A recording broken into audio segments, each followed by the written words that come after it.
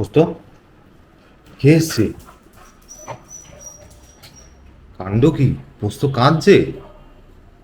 কেন কাঁদছে গাইস? জানাবো, ডিটেলটা জানাবো। দেখো শুধু পোস্তর কান্না, দেখো শুধু। পোস্ত কাঁদছিস কেন? পোস্ত, এই রে, পোস্তর ম্যাটার, পোস্তর ম্যাটারটা খুব সিরিয়াস হয়ে গেছে। পোস্ত এখন, পোস্ত যাবি সাথে? ওই দেখ, তো ব্যাপারটা আমি একটু বলি গাইজ, হালকা করে শুনে রাখো। আপাতত এই রিলসটা আমি আপলোড করছি। একটা সিরিয়াস সাসপেন্স ইস্যু আছে। পোস্তর আনআইডেন্টিফাইড এক গার্লফ্রেন্ড আছে একটা।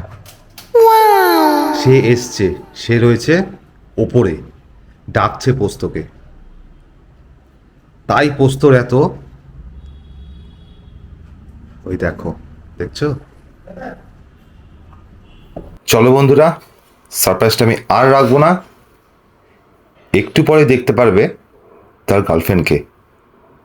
আসলে ওর আজকে বিয়ের ব্যবস্থা করেছি।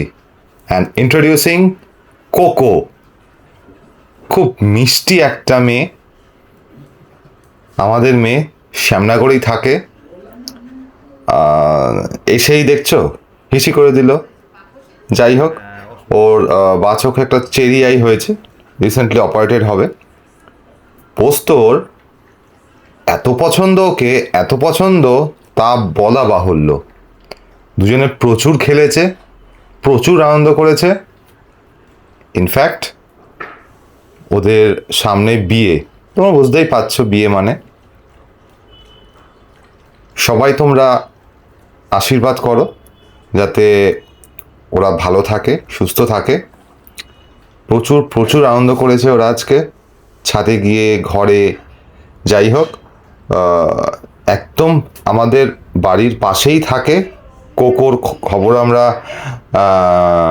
একজনের মাধ্যমে পেয়েছিলাম। তারাই অবশ্য আমাদের কন্ট্যাক্ট করেছিল, কোকো। তারপরেই ওদের সাথে পরিচয়। খুবই মিষ্টি বাচ্চা। আর কোকো নাকি মানে একটা ছাগল। কেন?